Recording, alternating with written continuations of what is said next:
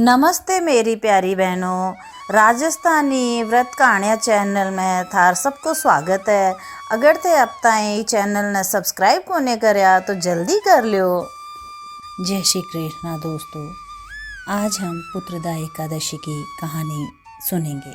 वैसे तो हर एकादशी पे भगवान विष्णु का चिंतन करना चाहिए। हर एकादशी का कोई ना कोई मनोरथ ज़रूर होता है, उसकी कामना के लिए यह व्रत रखा जाता है। और दिनों की भांति ये दिन क्यों अलग होता है?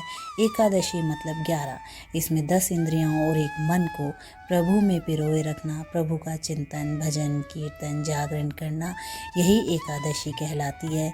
रोज़ तो हमारा मन खाने पीने की ओर, सांसारिक वस्तुओं की ओर दौड़ता रहता है। इस दिन अपनी 10 इंद्रियों और मन को प्रभु में पिरोए रखें, भगवान विष्णु में पिरोए रखें, अपने आप को शुद्ध, निर्मल, शांत बनाए रखें, तभी एकादशी व्रत सार्थक होता है। तो चलिए सुनते हैं पुत्रदा एकादशी की कहानी।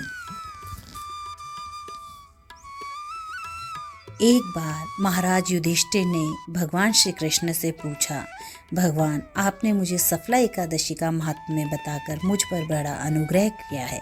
अब कृपा करके आप ये भी बतलाइए, जो पौष शुक्ल पक्ष में एकादशी आती है उसकी विधि क्या है, उसमें कौन से देवता का पूजन किया जाता है। भक्त वत्सल भगवान श्री कृष्ण बोले, हे राजन, इस एकादशी का नाम पुत्रदा एकादशी है। इसमें भी नारायण भगवान की पूजा की जाती है। इस चर और अचर संसार में पुत्रदा एकादशी के व्रत के समान कोई दूसरा व्रत नहीं है। इसके पुण्य से मनुष्य तपस्वी, विद्वान और लक्ष्मीवान होता है। इसकी मैं तुम्हें कथा सुनाता हूँ, तुम ध्यान पूर्वक सुनो।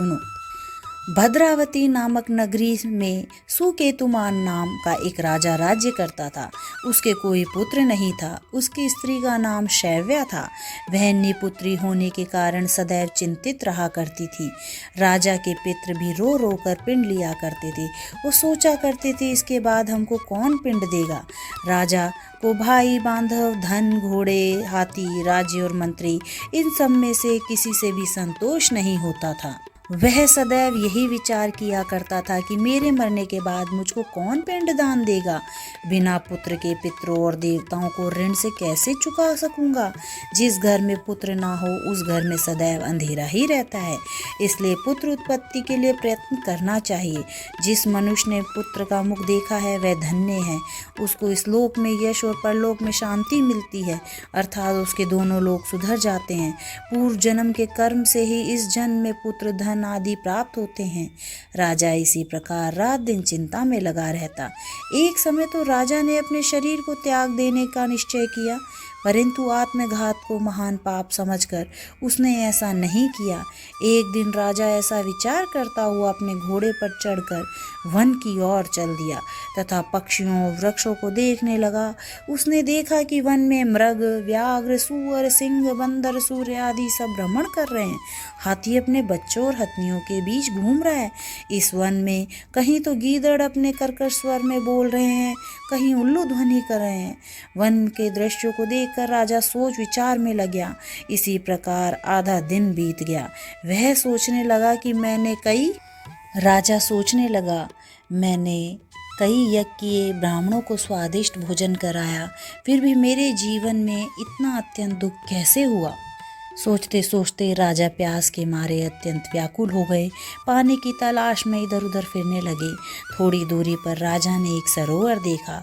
उस सरोवर में कमल खिले थे। सारस, हंस, मगरमच्छ आदि विहार कर रहे थे।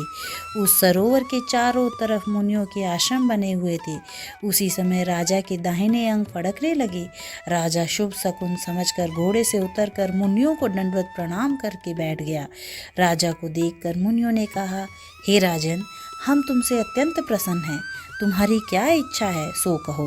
राजा ने कहा, महाराज, आप कौन हैं और किस लिए यहाँ आए हैं, कृपा करके हमें बतलाइए। मुनि के कहने पर राजा ने कहा, आज संतान देने वाली पुत्रदा एकादशी है। हम लोग विश्वदेव हैं और इस सरोवर में स्नान करने के लिए आए हैं। यह सुनकर राजा कहने लगा कि महाराज, मेरे भी कोई संतान नहीं है। यदि आप लोग मुझ पर प्रसन्न हो तो एक पुत्र का वरदान दीजिए। मुनि बोले, हे राजन, आज पुत्रदाय एकादशी है, आप अवश्य ही इसका व्रत करें। भगवान की कृपा से अवश्य ही आपके यहाँ पुत्र रत्न होगा। मुनि के वचनों को सुनकर राजा ने उसी दिन एकादशी का व्रत किया और द्वादशी को उसका पारणा किया। मुनि के वचनों को सुनकर राजा ने उसी दिन एकादशी व्रत करके उसका पारण किया। इसके पश्चात मुनियों को प्रणाम करके राजा महल में वापस लौट आए। कुछ समय बीतने के बाद रानी ने गर्भ धारण किया और 9 महीने के पश्चात उनको एक पुत्र प्राप्त हुआ। वह राजकुमार अत्यंत शूरवीर, तेजस्वी और प्रजापालक हुआ। श्री कृष्ण बोले, हे राजन, पुत्र की प्राप्ति के लिए पुत्रदाय एकादशी का व्रत करना चाहिए।